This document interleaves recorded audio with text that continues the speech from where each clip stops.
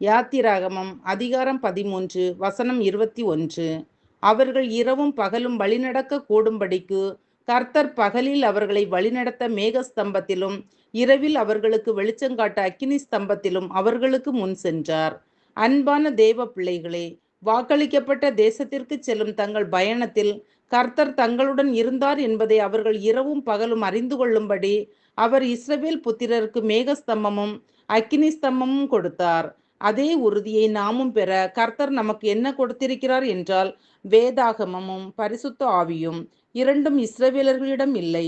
வேதாகமம் சொல்வதை நினைவுபடுத்தவும் ஒவ்வொரு நாளும் நம்மை வழிநடத்தவும் பரிசுத்த ஆவியானவரை அவர் நமக்கு தந்திருக்கிறார். அன்பானவர்களை, இஸ்ரவேலருக்கு யுத்தம் செய்வதில் அனுபவம் இல்லை. அவர்களுக்கு தெரிந்ததெல்லாம் செங்கல் சுடுவதுதான். கர்த்தர் அவர்களை பெலிஸ்தரின் தேச வழியாய் அழைத்து வந்து அவரே பெலிஸ்தரை முறியடித்து இஸ்ரவேலரை கானானுக்குள் வழிநடத்தி இருக்க முடியும். ஆனால் அது தேவனின் திட்டம் அல்ல. தேவனின் அற்புத வல்லமையையும் தேவனின் சமூகம் அவர்களுக்கு முன் செல்வதையும் அவர்கள் அறிந்து கொள்ள வேண்டும். தேவன் மீதுள்ள விசுவாசத்தில் அவர்கள் இன்னும் பலப்பட வேண்டும் என்றே இந்த சுற்றுப்பாதையில் கர்த்தர் அவர்களை வழிநடத்த பகலில் மேகஸ்தம்பமாகவும் இரவில் அக்கினி ஸ்தம்பமாகவும் முன் சென்றார். பிரியமானவர்களே, நம்முடைய வாழ்விலும் தேவன் அனுமதிக்கும் சில சுற்று வழிகள் நமக்கு கஷ்டமாக இருக்கலாம். நமது வாஞ்சைகள் விருப்பங்களுக்கு தேவன் உடனடியாக பதில் கொடுக்காமல் காலம் தாழ்த்தலாம். கர்த்தாவே, எதுவரைக்கும் என்னை மறந்திருப்பீர்? எதுவரைக்கும் உம்முடைய முகத்தை எனக்கு மறைப்பீர் என்று தாவீதைப் போல நாமும் புலம்பலாம். கர்த்தர் தமது பிள்ளைகளுக்காக காலதாமதம் செய்கிறார் என்றால் அவர் அவர்களுக்காக மேன்மையான கிருபைகளை ஆயத்தம் செய்கிறார். அதற்காக அவர்களை தகுதிப்படுத்துகிறார் என்பதே உண்மையாகும். எனவே நாம் கர்த்தரின் கிருபைகளை நம்புவோம். ஜெபிப்போம். அன்பின் பரலோக பிதாவே, இந்த நாளுக்காகவும் இந்த சத்தத்தை கேட்கிற ஒவ்வொருவருக்கும் உமக்கு நன்றி அப்பா.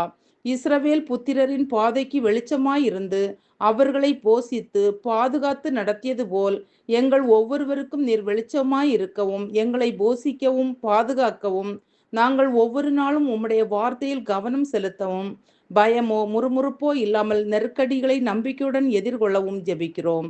இயேசுவின் நாமத்தில் பிதாவே, ஆமீன்.